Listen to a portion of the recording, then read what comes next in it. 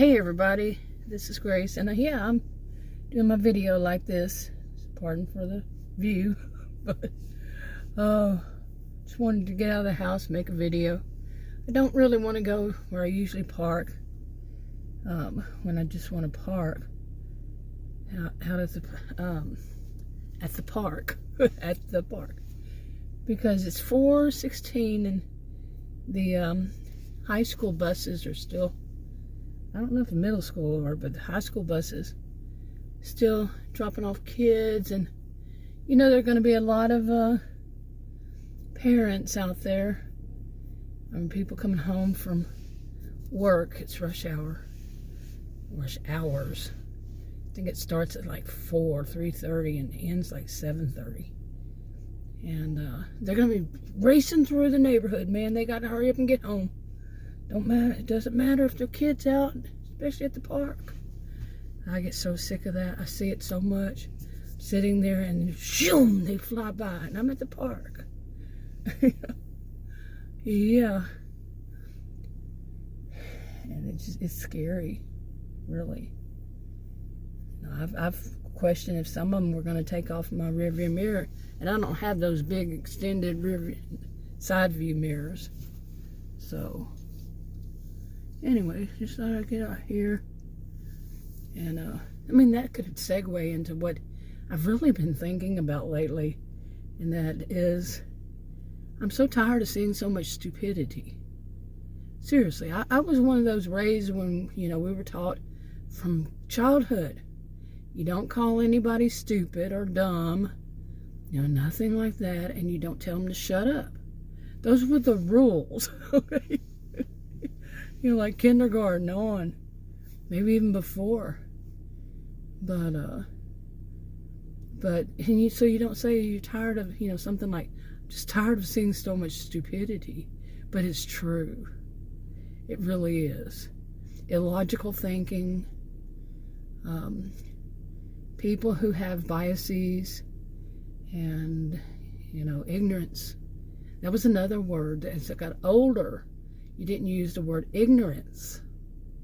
It was a big no-no. But I'm tired of seeing it. I really am. And, you know, this day and age, you know, and I worry about younger generations that are growing up, because, I mean, they would not remember. They would not remember. I mean, as far as actually watching it on TV, or just hearing it as I would. I'm 61. You know, things like, it was for white women of a certain class, and it wasn't necessarily, you know, it was focused really on the middle class, and you know, what some think of as the traditional homemaker. You know, it wasn't. It was basically the middle class. And the thing was, there was a time whenever, if you were married woman, you white woman of a certain class, you were not allowed to work unless you worked like when eventually became, you know, what was it called? They were typing in a whole room full of white women sitting there typing on those old-fashioned computers. Not computers, strike that, typewriters. I had one of those old-fashioned typewriters.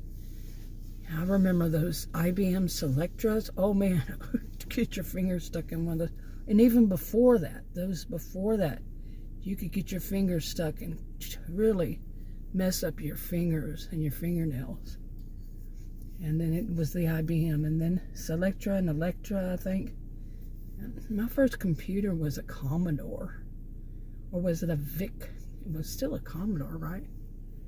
But it was back in the 1980s.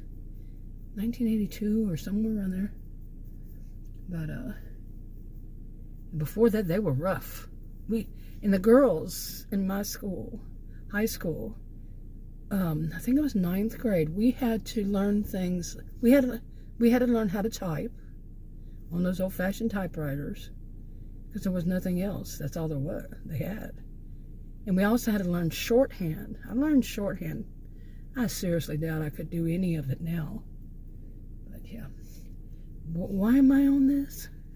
Okay, because why I'm on this is some of these men and women alike, but don't remember what it was like for certain women to not be able to work, to not be able to leave their husbands if they needed to.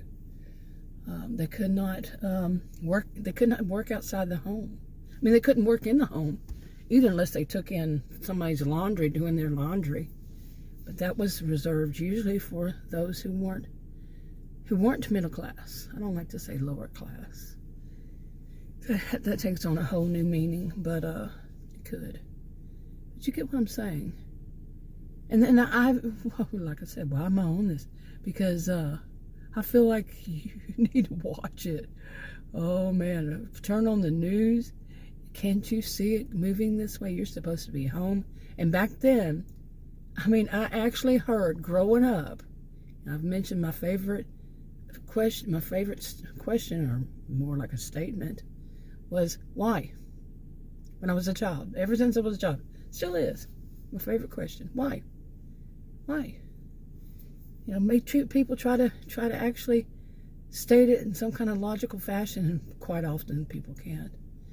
But the thing I heard when I was growing up was, I remember there was it was hard for people, you know, high unemployment or something, and people saying that it wasn't just this, but they're saying those white women need to stay home and their places barefoot in the kitchen, and let us men get our jobs. They're not your jobs. You don't own them. You know, when I was a child, I mean, this was when I was a child. I was like, why? Why? I mean, legitimate question. Why? Why can't women work? And why do women have to stay at home barefoot and pregnant so the men can go out there and work? You know, I ask those questions, but I don't know if anybody's asking these questions these days. Is why? That question, just one, why? And see if anybody can say anything, think for themselves, and answer it, and logically, or just because they say so. Is that the response? Think about it. But I worry about the women. I do. A lot of women, not just certain women. That they're not going to be, you know, eventually if this keeps going, they're not going to be allowed to work. Okay, allowed. Some of these, even women my age, probably around my age, younger, older, any age, women, do they know this? Do they know the history? Do they know how hard it was that mainly women, but some men, fought for women to have equality? But it's not going to be for too long if things keep going as it looks like they're going. I really do worry. You know, my master's degree is in sociology. I was a career student for over 20 years. My degrees are in psychology and sociology, and I had to study a lot, not just those subjects. I had to study everything from economics to business to the histories to the, you know, some just call them civics, and you know, studied law, some laws, not a whole lot, but some. I studied so much. So it's not just one. And there's also was philosophy. And my anthropology was my minor. And just on and on, over 20 years. I have a clue. I was basically studying the human condition. You know? So, and when I see I had to study the histories of. When I see the histories of, and I see it all turning around, you know, especially this high need, they want white women to have more babies. And I had said that years ago, I don't know, decades ago. You gotta watch this, you gotta be careful, you know. Women and some men fought so hard for our, equality, and it's just so easy for it to be taken away if you don't watch it, if you don't fight back. But I don't see that kind of spirit these days in any age group, any sex or gender. No, I don't see it. I don't see that.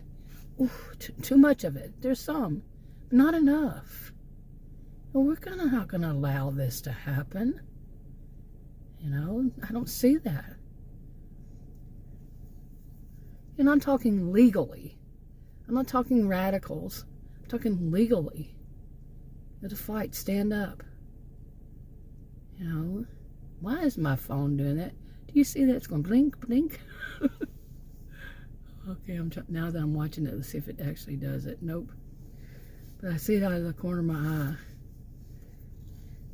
But anyway, my eyes. I have to. But, I don't know. I do worry about this. I worry about the younger people. I really do. And I'm at that age when, that's one of the things we do. Worry about. See, it just did that again. Oh, these people keep sending me messages, text messages after text. I just got one right now. Oh my goodness, this healthcare system. All these doctor's appointments and everything. It's all in one, except for one of them. Next week I go to that one, and then the dentist is not part of their plans and all that.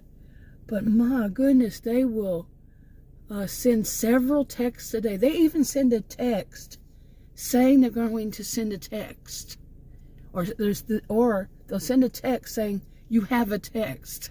I'm not kidding. To read on their portal, it's like, oh my goodness. And if if it could be for anything, and they call quite often. Did you see that? See, it did it again. But they call quite often. Like if I go see a doctor, it keeps doing that. I'm seeing it, but I don't know if it's videoing it or what. But anyway, I go see any doctor or anybody, whatever it is. There it goes again. And right after I go, they'll have a nurse calls me. Triage. They call them triage nurses.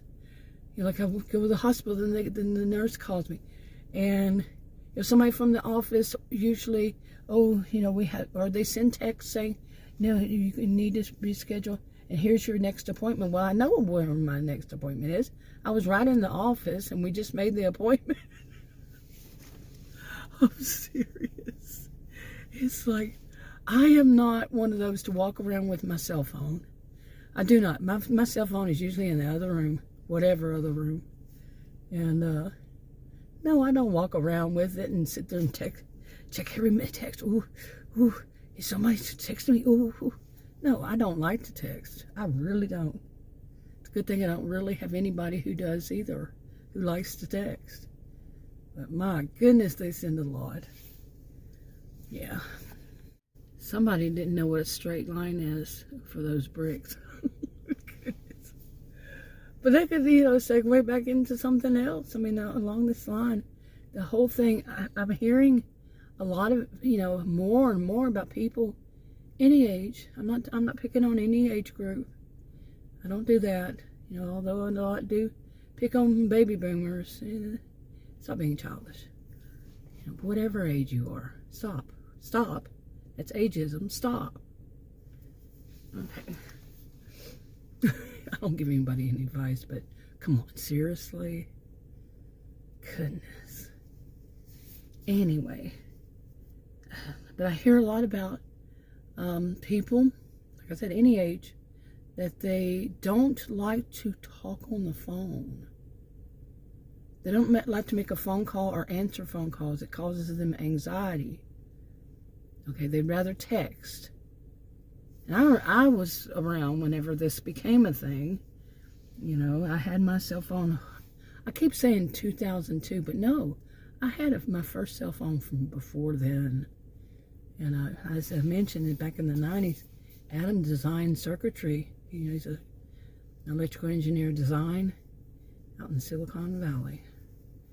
He was designing the circuitry for cell phones. So, these people who say baby boomers don't know. Well, you know what? We didn't have many people who had computers back then. And see, some people wouldn't know this. And as it was, we were called dirty four-letter words. What people considered a dirty four-letter word, geek. Yeah, we were the geeks. We called them non-modems. And some people don't even know what is a modem. So, the people who say baby boomers don't know enough about computers. But back then, there was a few of us, not very many, who had computers, and other people, they just felt like it wasn't going to ever catch on, and the non-modems. And so there were creators, but not many users, but other than the creators. And, I did my part too.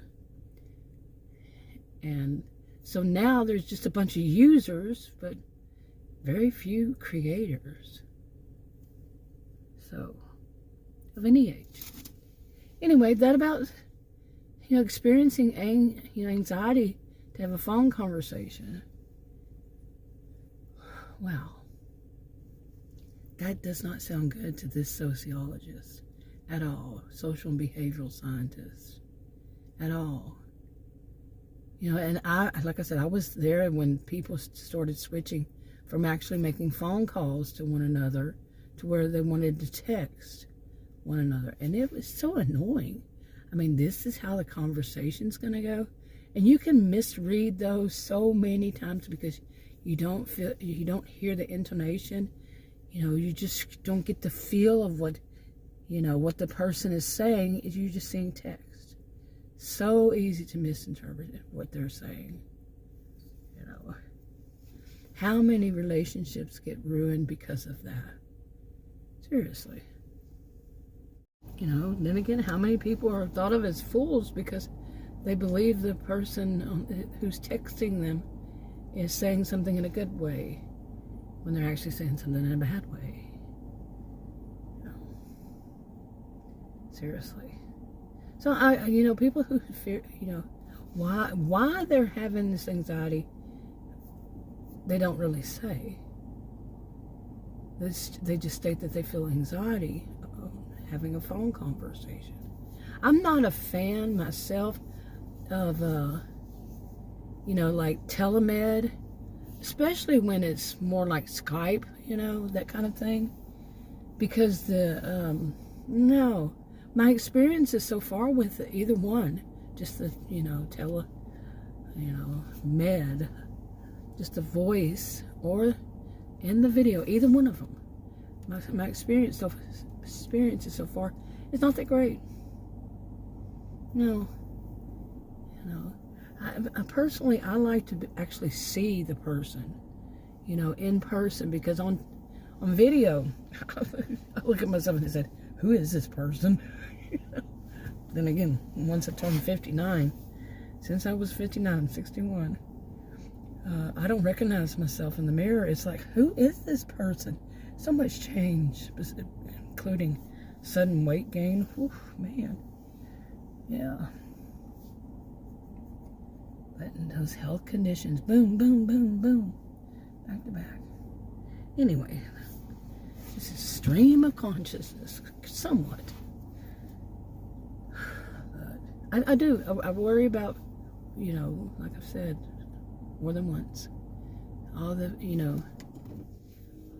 people that are being, you're building, no matter what age group, they're setting up a scene that's not going to be good. It's just like so many people will be back in, see, I don't want to use the word slavery. No, that's not a good word. That word, it should be reserved for true slavery. But you look and you read and you study your history, you see a lot of different people were slaves. Go back all the way to the pyramids, man. Who do you think built those? Slaves.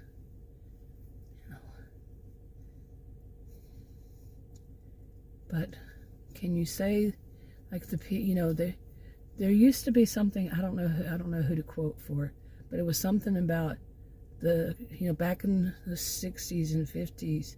I think it was mainly in the 50s. It may have been in the 50s when it was stated that the corporation company, when they hired someone, they actually hired two people, the man and his wife. Because she's supposed to be doing everything for him so he can go to his job. Some people, I'm going back to the front here, to the beginning, some people don't know these things. That was a woman's role. Some people don't know it. Some people haven't lived it. I have. Seriously. When I got married, I was 18. And I went down to get my driver's license, changed to, reflect. They said that I have to go. I don't remember how exactly it happened. I went there, and they said that if I don't change my last name to his last name, that the Social Security Department could fine and or imprison me. I will never forget that. Never. I had to take his last name. Had to take his last name. I don't know what it is now, but I have a feeling that, and then before I say that, when I don't know how it was then, I moved to San Antonio, and I went to a bank, and I told them I want to hyphenate my last name, and they told me I couldn't. My voice got a little louder. My big question, why? And you're telling me because I'm married, I can't have my last name on my checks? If you want my money, you're going to put my last name there. It just got louder. I wasn't yelling, but I was speaking loud enough for other customers. And yes, other people were watching. I had no problem with that. I'm not a person who likes to be center of attention, but that ticked me off. So the bank manager come over and said, yes, we can hyphenate her last name. To this day, my last name is hyphenated on my checks. Not the same bank, but yeah. And I don't use checks either, so. Anyway, but there was some of us that did things like that. They said, no. Why? Some of us, I'm not saying I changed the world, but in that bank, they may have thought twice about it. And the people who overheard the conversation may have said, yeah, really, why can't she? And here's another one. My mom and I, we bought a house in my old hometown. And back in when was that? 89, I think. 1989. And Adam and I bought a house right next door to my parents. And the house, I knew the people who who bought it, and the kid that grew up there. Later on, years later, I used to babysit him, and he helped me out in a situation with some people who should not have been bothering me. But so we bought this house and went to go get the electricity turned on, and then you could go to the place and get the electricity turned on. And it was two women working there. One was the manager, and she was in the back. I could see her. The door was open, and then when the clerk at the front, and I start filling out the application, handwritten.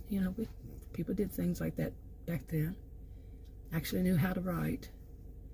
And then she asked me something, and she said, "Oh, you're married?" And I said, "Yes." She goes, "Well, his name has to come first on the application." And my favorite question, right? Why? And she just stood there looking at me. She didn't know how to answer it. I guess she was just used to people minding her. That's how, well, that's the rules. That's how it is. His name has to go first. He's not here. He's not with me. I'm the one who's here. You see, I believe in equality. I'm the one who's here. And then she went back and told the manager. She came back. She goes, the manager says it was a woman. You have to do it, or we can't turn your electricity on. I said, why? I want to speak to your manager. Manager would not come up there. Nope, she was not going to come up to the front. Maybe she was scared because, I'm tall. My dad was 6'7". Okay, that's all he'd admit to. He would admit to 6'7", not 5'7", 6'7". Big, husky man, And he had a reputation in town. Yeah, and so I get it honestly, my height, I'm female, but still. My mother was only, she said she was 5'5", but I'm thinking more like 5'1", But yeah, I got it from my dad. And my brother's 6'5". He's the tallest of the siblings, but I'm next. Anyway, so maybe she was scared. Now, my mother was with me. Okay, my mother was one of these, she was not like most Texan women I knew, I am, and I knew. They just didn't take crap off of anybody. And that's the ones I grew up with. I'm not saying all Texan women are this way, but like my mother, she wasn't. She was kind of meek and mild, And she kept, putting her hand on me. Shh, don't say anything. Just, don't say anything. I just kept talking, Stern voice, too. And I said, I should not have to put his name first, went on. And I said that is sex, I don't think I used the word sexism, but it is. Anyway, but I had to. They refused to turn electricity on. So we got out to the, my mother was one who she believed that it's the, these poor men, they don't know what to think anymore. These women libbers, that's what she called them. Her mother was the first, she was born in 1902. She was the first feminist I ever knew. Her mother, my grandmother, okay. So, yeah, she had a thing against them. So, anyway, anybody she felt was a women libber. And she said, these poor men, they don't know how to think. That was her mentality. Anyway, so after I'm in there, with her, turned my electricity on, and they said all that. We got out to the, I was driving, and she got on the other side. She looked over at me, over the, I think it was a station wagon, I think. It was hers. And she looked over at me, and she said, you know what? You are right. Trust me, my mother have said something like that, and with some kind of, attitude in her voice was just shocking. And I was I think I even blush, had a brush, for my mother to actually get something like that. She had her own views, that's for certain, and they were always against women. Really, she was always taking up for the men. But then she saw it in action, So, and people like me, we stood up. Now, I remember working in a place, I would work in temporary, because like I said, I was a career student, and I was working a temporary job, and there was a woman, she was an older woman, I don't know what age group I was in at that time, but she was telling us how, before mine, that she wasn't allowed to have her name, her first name on checks, on the checkbook. It had to be Mr. and Mrs. or Mrs. I never knew how to say it, pronounce it right, because I'm a Ms. if you're going to call me anything. I really don't like titles, so don't care for them. And anyway, she said that she was not allowed to have her name on her own checkbook. She couldn't even get one just in her name. It had to have Mr. and his first name and his last name. Yeah, Mr. and Mrs. Wow. And we were all of us were younger than she, and we're sitting there just surprised and shocked, So, But it is what it was, you know. It was what it was. And women had to stand up. Say, oh, we're not doing this any crap anymore. Yeah. What are you talking about? Why? But is it still this way today? Like I said, any age group. Is it? Or just okay? And it reminds me today, before today, but today I was talking to Adam about it, but before today, you know, these doctors offices call, you know, somebody they want to schedule the appointment. They had gotten a referral for me and schedule this and that. And they want to schedule it for what time and what kind of provider. Like this one said, well, the only, you know, you will have to see is a nurse practitioner. I said, I don't want to see a nurse practitioner. I refuse to see a nurse practitioner. I want to see the doctor. I mean, why am I going, you know, I have insurance and it pays really well. But I'm not going to waste my time seeing a nurse practitioner. I'm not saying all of them, but the ones I have seen, like the one who doubled down, you know, on that she knew better than the NIH, and she, because what she was doing was twisting the words, you know, A, B, C, there's the word can, cause X, Y, Z. Well, she was totally not reading it. She was taking X, Y, Z causes, no can, causes ABC, twisted it, turned it around to meet her biases. Okay, girlfriend, we know those of us older and even older than I, much older, you know, dead and gone by the time I was alive. We didn't fight for somebody to be able to speak on it, you know, up like this, for them to just twist it to meet their own agendas and their own biases. No, that wasn't it. But I've seen too many. I've had too much trouble with PAs, you know, PACs, they're certified, and nurse practitioners or just nurses. I'm not doing it anymore. I have a rare health condition, and I should state this, the big reason why. I have a, not the only reason though, due to my experiences, but I have a rare health condition. I need someone who has spent at least 10 years earning their degrees and their MDs, you see, who has a clue. They've heard of it before. Some of these nurse practitioners and PACs, you know, physician's assistants, never heard of it. Why am I going to waste my time? Tell me why. I'm not. And so I told them that, and she was like shocked, like I'm just supposed to mind them. You know, back to the filling out the application for the electricity we turned on. No. Plain, simple, no. And she said, what she had said was I would have to see the nurse practitioner. And the nurse practitioner has his estate. And I said, no, I want to see the doctor. And I said, when's the doctor's first appointment? She goes, well, we do have one at the end of February. You see what I'm saying? She was telling me I had to make it with the nurse practitioner because the earliest would be in February. You know, today is January 24th. Well, amazingly, the doctor had an opening at the end of February. Amazing. And then there's the thing. They're going to tell us? We're the patients. Okay?